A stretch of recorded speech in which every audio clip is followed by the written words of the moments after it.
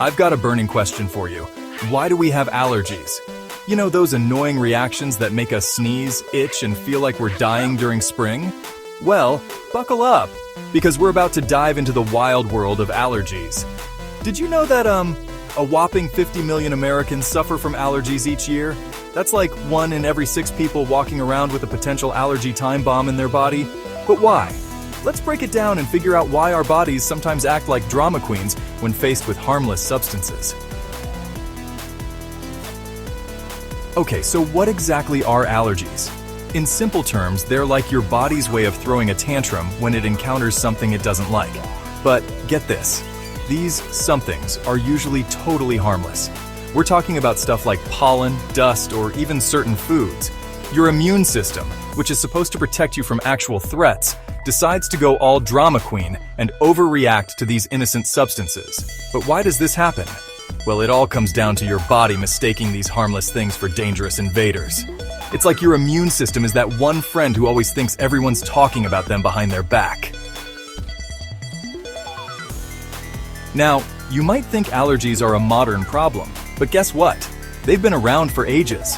The first recorded case of allergies dates back to ancient Egypt. Can you believe dealing with allergies without modern antihistamines? Talk about a sneezy nightmare. But it wasn't until the early 1900s that doctors really started to understand what was going on with these weird reactions. Fun fact, the term allergy was coined in 1906 by a pediatrician named Clemens von Pirquet. He noticed that some of his patients had weird reactions to certain substances and was like, hey, we need a name for this. And thus, the word allergy was born. It comes from the Greek words allos, meaning other, and ergon, meaning work. So basically, your body doing other work it's not supposed to do. Pretty fitting, right? Let's talk about your immune system for a sec. It's like the bouncer at the hottest club in town, deciding what gets in and what doesn't. Most of the time, it does a great job keeping out the riffraff like viruses and bacteria. Here's how it works. Your immune system produces these things called antibodies. They're like little wanted posters that help identify threats. When you have allergies, your body produces a specific type of antibody called immunoglobulin E, IgE. These IgE antibodies are like overeager security guards, always on the lookout for those pesky allergens. When they spot one, they signal your body to release chemicals like histamine, and that's when the allergy party really gets started.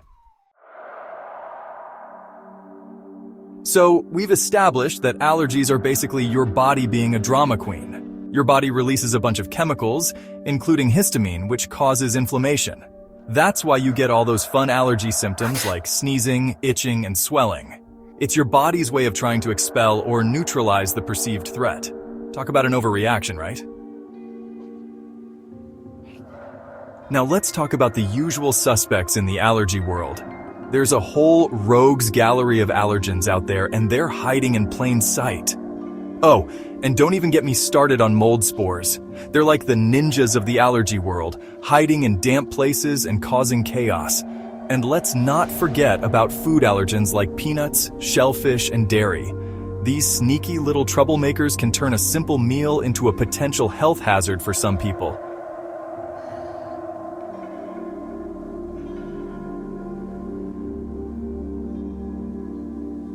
Ever wonder why your best friend can frolic in a field of flowers while you're sneezing your brains out? Well, it's all about genetics, baby.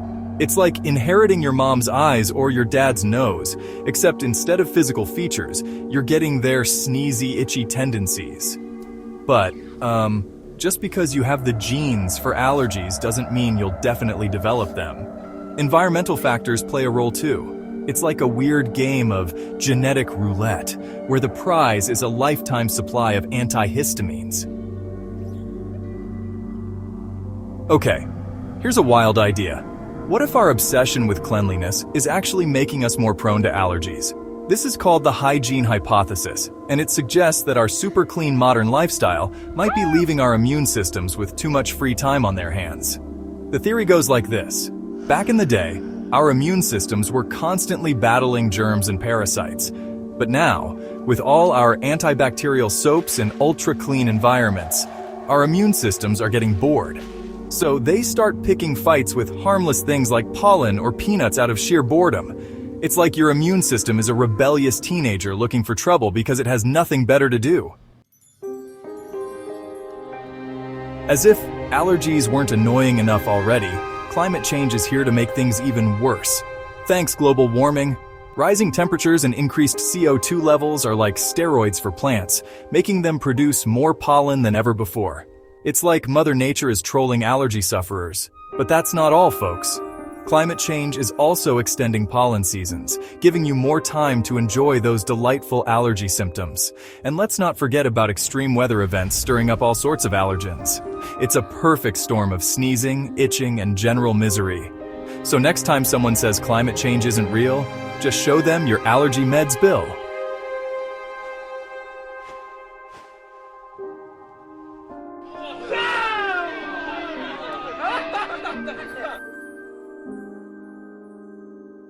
Now, I know all this allergy talk might have you feeling a bit down, but don't worry.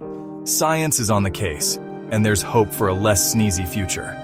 Researchers are working on all sorts of cool new treatments, from personalized immunotherapies to gut microbiome interventions. It's like we're entering a new era of allergy management, and I, for one, am excited.